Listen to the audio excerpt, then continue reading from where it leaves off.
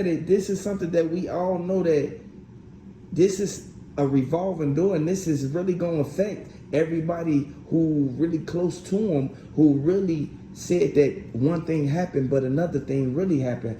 I just want to let you guys know that the people in Bogalusa, Louisiana, they want justice for Jaydayoungin, because they don't want this type of stuff going on in their neighborhood.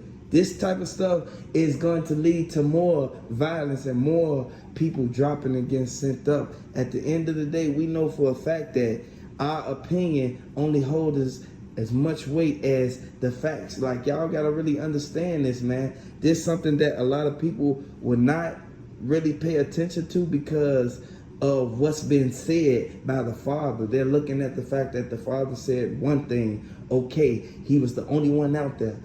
Why was he the only one out there to be able to witness everything, and he did not get dropped first?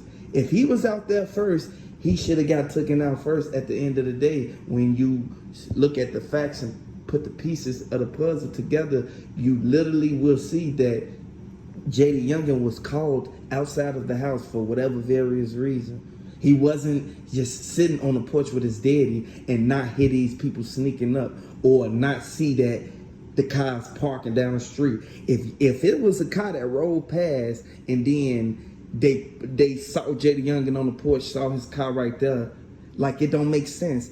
It's either y'all saw him on the porch or y'all saw the bright blue car that matched the same color as the house, which it'll blend in where you wouldn't even be able to notice that blue car. Like, I want to let you guys know that if you open your eyes and really realize to the fact that it's justice for Jaydayoungin until the end, regardless of anybody and anybody opinion on what they got to say about it. Like, y'all gotta understand, man, this man lost his life to senseless gun violence, man. It's either they saw him on the porch, rolled past, spent around, or they literally sat there and was already knew what was gonna happen. It's strategically done. And y'all gotta just look at the fact and open your eyes that all of this happened for a reason. And so if Jaydayoungin dad is sitting there saying one thing, but a different thing is what the streets are saying and what it's showing, then why would he go on with TMZ and lie in the interview? Because now that's 4 different times that the story has changed.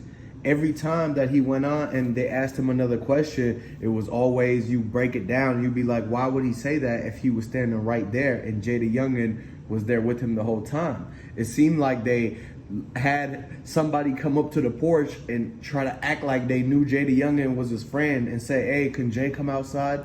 And then his dad was standing right there and was like, he couldn't decipher, but he didn't see that the dude in the back pocket had his scrap on him. But the way that he was standing on the porch was on the right side, and Jaydayoungin dad was on the left. So he didn't see it the whole time, but he knew Jaydayoungin dad was scrapped because he said it in his Twitter. And everybody was watching when Jaydayoungin dad was saying, oh, Jaydayoungin coming home, he gonna be doing his ankle monitor in Bogalusa. He's staying at Auntie crib. He just built up all these people knowing exactly where he was gonna be staying at. And that's how they even actually pulled up, because it takes a little bit with gas prices these days, driving from Baton Rouge to the New Orleans. That's, unless you know exactly where the op is gonna be at, you wouldn't go and make that drive. You wouldn't fill the tank up and fill it up again leaving New Orleans. That's basically how we know that Jaydayoungin dad was talking way too much when he kept dropping the low, man. And y'all gotta just understand, this whole situation was just like Makita's interview, where she had changed up her story and lied to TMZ as well. So y'all gotta, hey, if y'all from the South, if from New Orleans or Baton Rouge, I want you to like this video and comment down below. Let me know where y'all from. Shout out to Louisiana. For whether he was friend or foe. So what he did was call Jay out to verify. But this dude been in the streets way too long for him not to know that this was a setup the whole time. Nobody comes asking for a friend to come outside with his hoodie zipped all the way up. And Jaydayoungin dad sitting here talking to a dude with his hoodie up, gloves on, and he asking for Jay to come outside. You should have known that he was going to do something. And so the fact that that's why he was clutching onto his scrap because he knew something was about to go down, but he was like, hey, this could just be a sketchy friend, who knows? But it's in the court order that he not supposed to have no friends come over, nobody visit him while he on the ankle monitor. Y'all gotta realize that it's rules and regulations that he gotta go by, and he can't just throw everything down the drain just to have a friend come visit. So due to that fact, Jaydayoungin dad was just wrong for letting that guy come up and stay on that porch for that long in order for Jaydayoungin to come outside. He wasn't there the whole time. The dad was there waiting because his sister and auntie had seen cars driving around earlier. Then once his dad came out, he was out there for about 30 minutes or so before the dude came up and said, I'm looking for Jaydayoungin, where he at? And he said, what? He thought it was something about business or something like that they had to talk about. If you look at everything, look at the house, look at the car, look at the woods behind the house. If you pay attention to the fact that the father was on the porch the whole time and this is coming out from Bogalusa, like, y'all gotta understand that this is something that we really wanna, like, basically get justice for, but at the same time, we want to know the facts on everything that's going on. If you rock with Jaydayoungin, hit the subscribe button, throw the Jaydayoungins in the comment section, y'all. Hey, I want to let y'all know one thing that a lot of people didn't bring up.